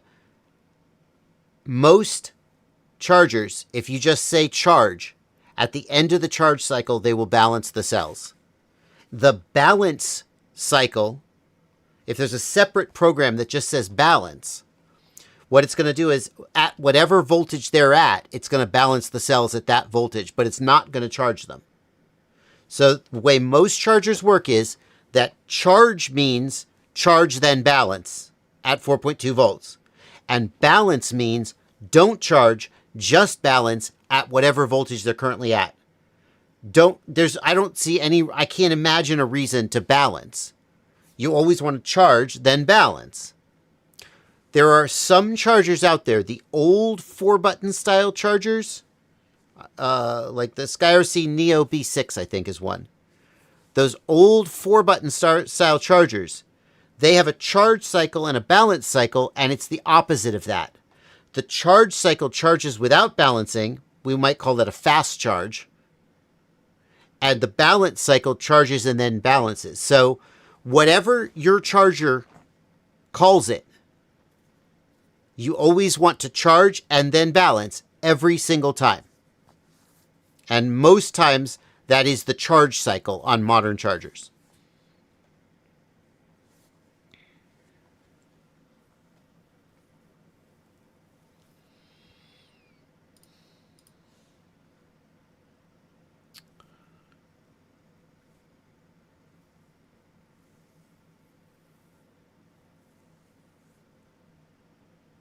Let's see here.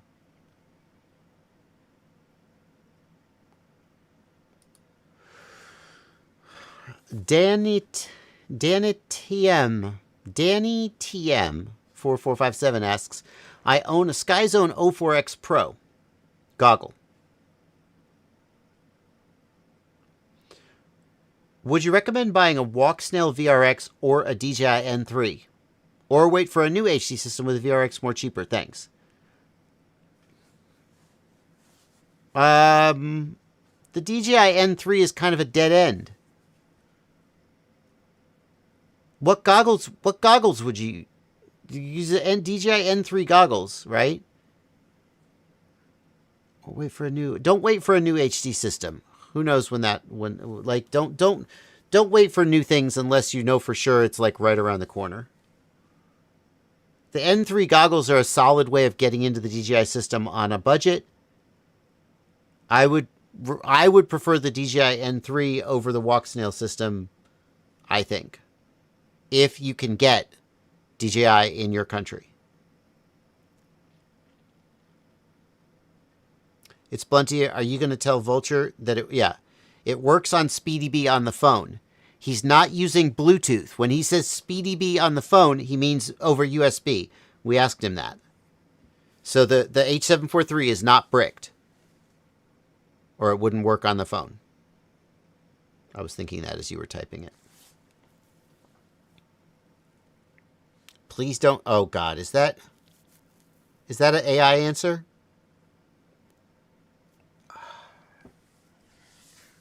You're not contributing. You're not helping.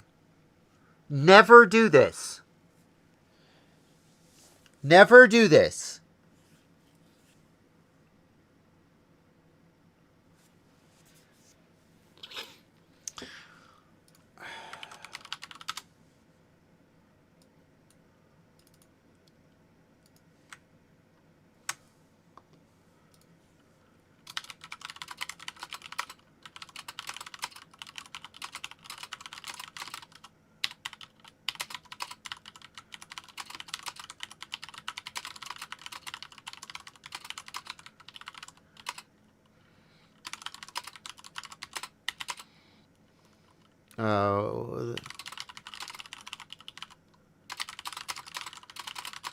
Welcome to your regularly scheduled Gemini segment. Okay, here's why I'm doing that. Thank you. Yes. Okay. There are literal experts working a problem. Me, Blunty, everyone in the Discord. There are people who are experts at this situation. We are working the problem. And if your way of participating in that is to go ask ChatGPT and paste the ChatGPT answer, you're not helping. You're just distracting. Now, if you wrote that answer yourself because you are an expert on STM32, all is forgiven. And we have just mistakenly, you just happened to write in a tone that we misinterpreted as AI. You were an expert and you were participating in the problem. Okay? But like, Apollo 11 has a problem. What should we do? I don't know. Oh, we're all talking about it. And then one guy raises his hand and says, the crew's first instinct will be to recycle the start sequence. Stop them. We need to preserve the battery and integrity of the propellant valves.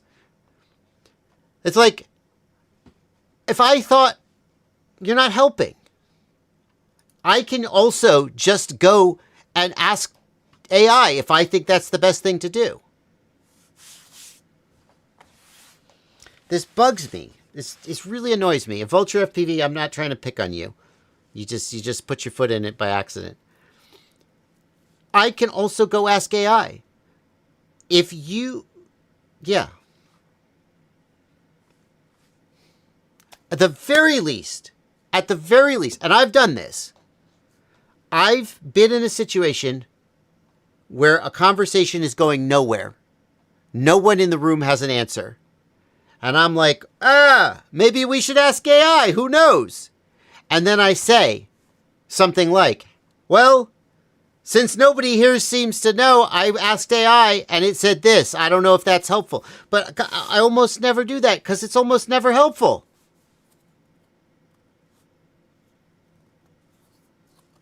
Okay?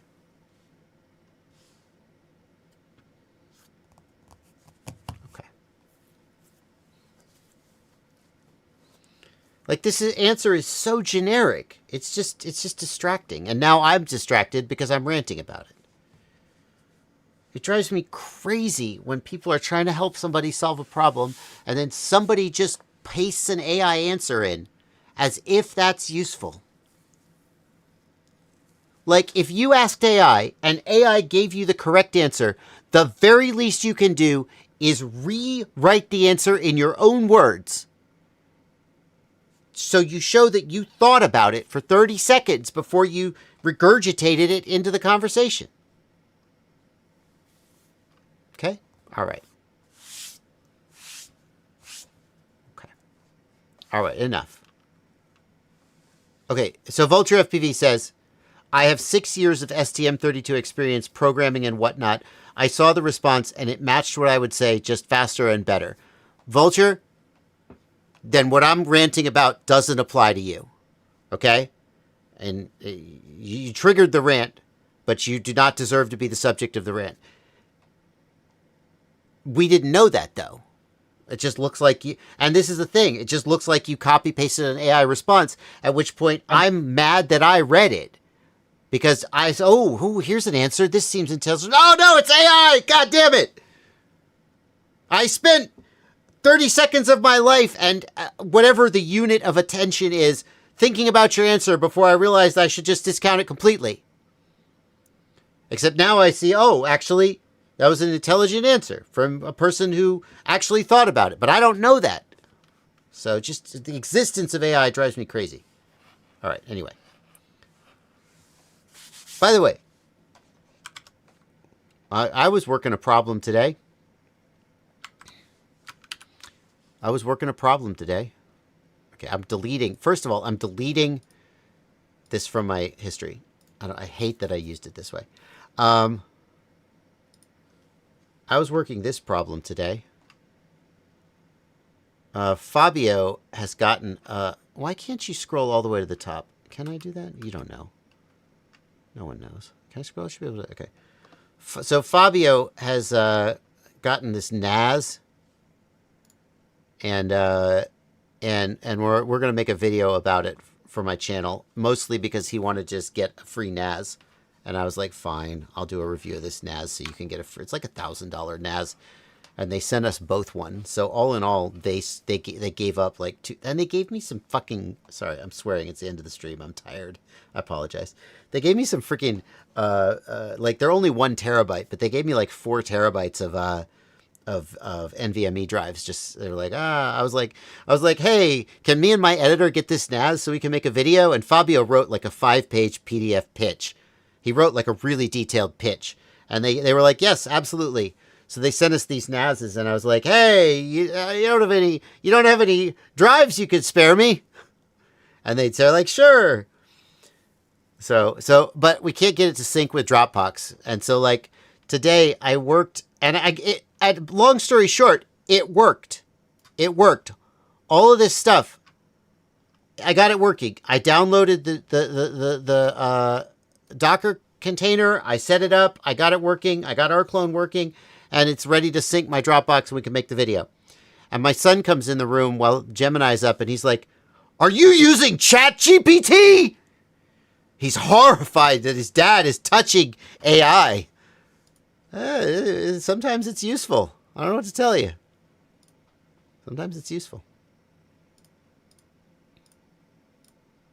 Anyway.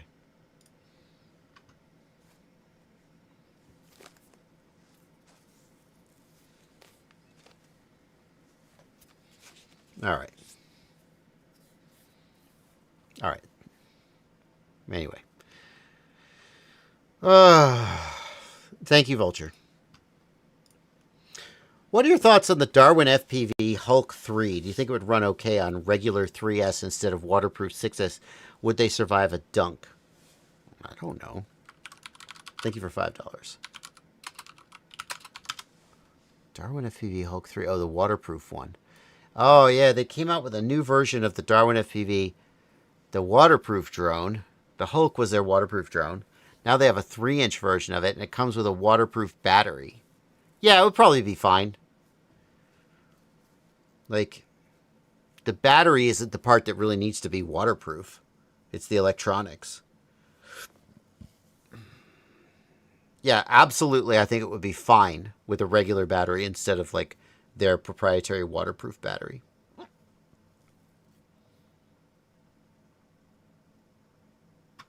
If that's what you're asking. Yeah. How can I see the waterproof battery? Where's the... Show me the waterproof battery. Oh, it's got the float. Yeah, absolutely.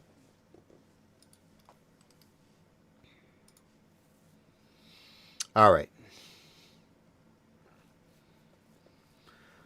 We're coming to the end, folks. Oh, nothing like a little AI-related rant.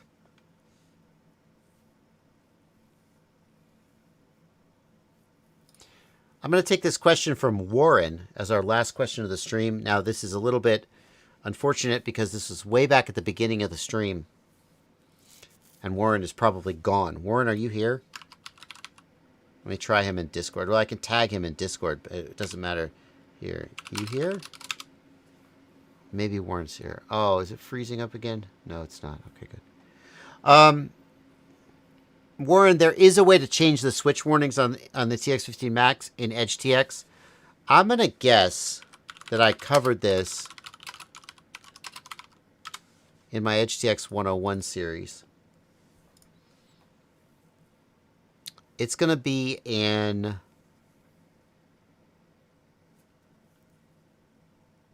Is it in model settings? Today we're taking a look. Where is model settings? Mixer. Do radio settings. Radio settings.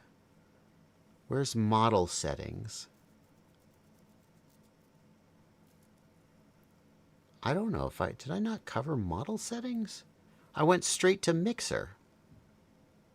Model management. Model settings. There we go. These timers. Okay.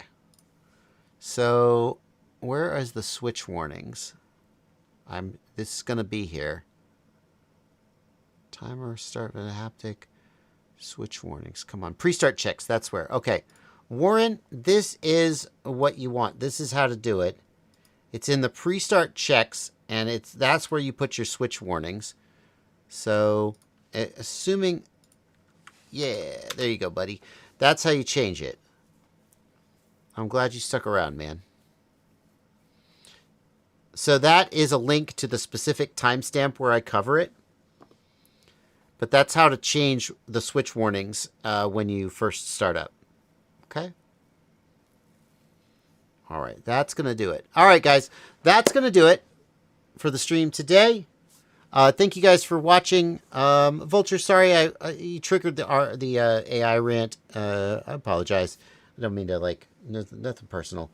And it's just I'm very I care so much. I care a lot. I spend a lot of time helping people on the internet, and mostly it's because of a pathological need for validation. But also it's because I have empathy for people who, are trying to get help and having a problem, and I want to see them get the help that they need. Sometimes, and I definitely rein this in, but sometimes I look at a Reddit thread and someone's asked a question and there's like 4 blatantly wrong answers that were left with the best of intentions. People are just trying to help, but I'm like, it could not be that! And I'm kind of on some level annoyed at them for like, no, give the right answer. And I rein that in because obviously people are trying to be helpful and that's a good thing. But then I see people posting AI answers and I'm like, a lot of times it's wrong. And I'm like, at least the guy who, like, he read the question and he thought, here's what I think the answer is. Use Impulse RC Driver Fixer. That person gave a blatantly incorrect answer, but at least they read the question, they thought about the question, and they took the step of trying to help. But the dude who just takes the question, copies it into ChatGPT, and then pastes the answer in the thread, he is just adding noise. He hasn't engaged his brain at all a lot of times, and it just drives me crazy. So, anyway. Listen, I'm a pretty decent person, so if I'm being an asshole to you, you need to ask yourself why. There you go. That's funny as shit. Sunshine. Anyway, thank you, Vulture, for trying to help. I'll